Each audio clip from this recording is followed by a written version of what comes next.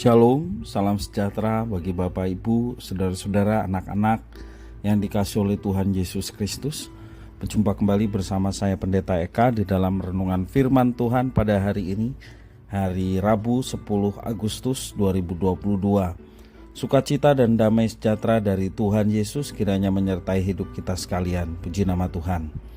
Sampai pada pembacaan firman Tuhan hari ini, yakni kitab Pengkhotbah pasal yang ke-7. Kiranya firman Tuhan yang kita baca sungguh memberkati kita sekalian. Baik, sebelum kita merenungkan bagian firman Tuhan hari ini, kita akan berdoa terlebih dahulu.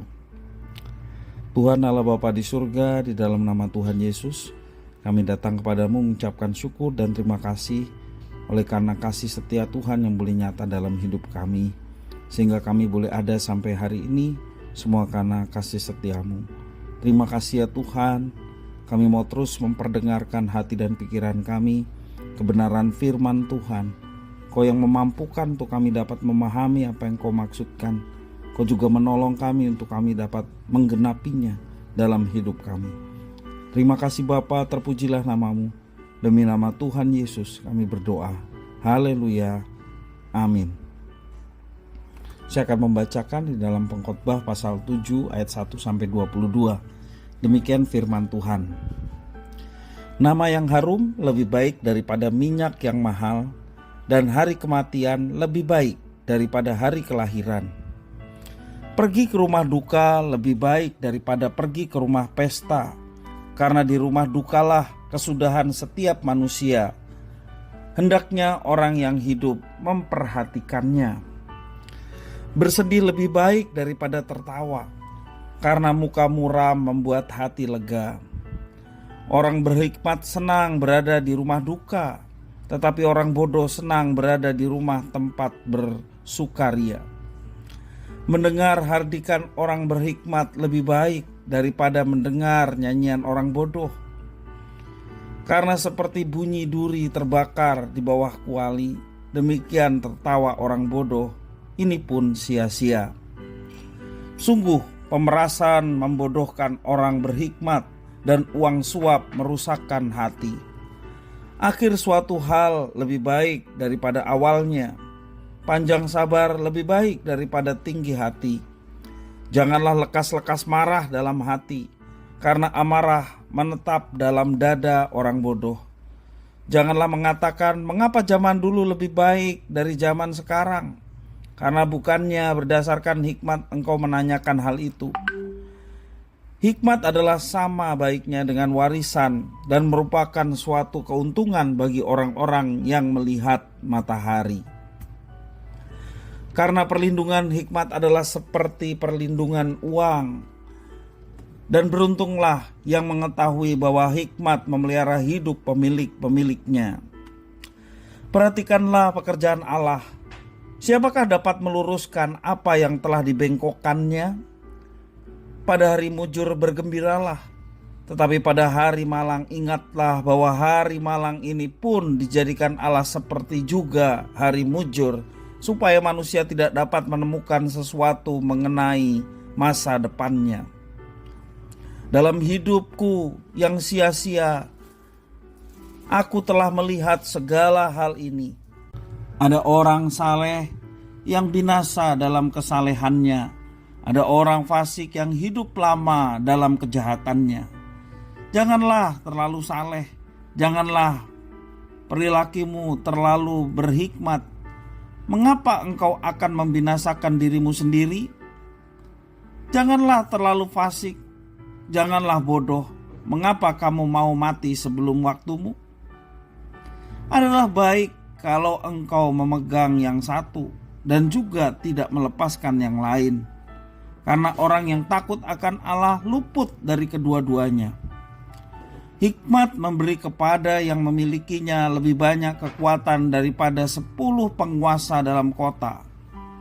Sesungguhnya di bumi tidak ada orang yang saleh, yang berbuat baik dan tak pernah berbuat dosa. Juga janganlah memperhatikan segala perkataan yang diucapkan orang, supaya engkau tidak mendengar pelayanmu mengutuki engkau, karena hatimu tahu bahwa engkau juga telah kerap kali mengutuki orang-orang lain. Bapak Ibu, saudara-saudara yang dikasihi oleh Tuhan Yesus Kristus, ada pepatah yang mengatakan gajah mati meninggalkan gading, harimau mati meninggalkan belang. Berarti orang meninggal selalu meninggalkan hal-hal yang baik maupun buruk yang selalu diingat oleh orang lain. Sayangnya, orang-orang lebih banyak meninggalkan hal-hal yang buruk. Demi mendapatkan harta dan kekuasaan, mereka rela melakukan segala macam cara, termasuk hal-hal yang buruk dilakukan hanya untuk harta dan kekuasaan. Pengkhotbah mengingatkan bahwa nama yang harum lebih baik daripada minyak yang mahal. Ayat yang pertama mengatakan demikian. Minyak merupakan komoditas yang sangat mahal pada zaman kuno. Tetapi bagi pengkhotbah, nama yang harum itu lebih baik lagi daripada minyak yang mahal di zaman itu. Jika kita memiliki nama yang harum, maka pada hari kematian, apa yang kita tinggalkan adalah keharuman yang melebihi minyak yang mahal. Berkaitan dengan hal itu, pengkhotbah mengatakan bahwa pergi ke rumah duka lebih baik daripada pergi ke rumah pesta. Ayat yang kedua mengatakan demikian. Karena di rumah duka kita dapat melihat kesudahan seseorang yang kita kasihi, yang telah menjalankan hidup dengan baik dan pergi dengan meninggalkan kebaikan. Kedukaan mengingatkan kita akan kefanaan hidup dan mendatangkan hikmat yang benar. Bersenang-senang tanpa mau merenungkan kesedihan akan membuat kita menjadi bodoh dan menghalangi pencarian kita akan hikmat.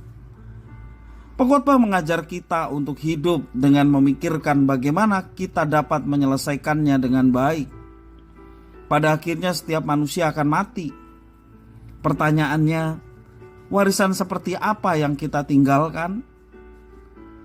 Jangan mencari hikmat di tengah dunia, karena semua orang sesungguhnya hidup dalam dosa dan kejahatan. Carilah hikmat dalam kerajaan Tuhan Allah kita.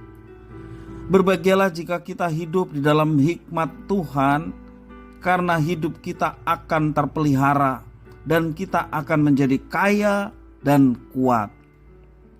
Bapak Ibu, saudara-saudara yang dikasihi oleh Tuhan, manakah yang kita akan pilih? Mana yang lebih penting? Kenikmatan atau hikmat Tuhan? Apa yang kita nilai berharga akan mengarahkan cara kita hidup. Kita perlu berhikmat dalam menjalani kehidupan. Hiduplah dengan meninggalkan nama yang harum dan hikmat yang benar, sebab hal itu memuliakan Tuhan. Dengan memuliakan Tuhan dan mengasihi sesama, kita memberi teladan yang baik bagi generasi-generasi selanjutnya. Kiranya firman Tuhan memberkati kita sekalian. Mari kita berdoa. Tuhan Allah Bapa di surga, di dalam nama Tuhan Yesus, kami sungguh mengucapkan syukur dan terima kasih untuk firman Tuhan. Sekali lagi kami mohon Engkau yang memampukan untuk kami menerapkannya.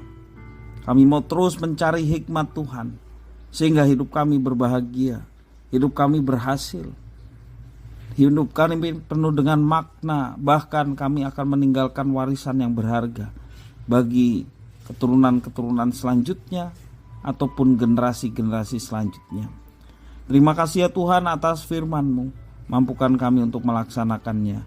Demi nama Tuhan Yesus kami berdoa. Haleluya. Amin.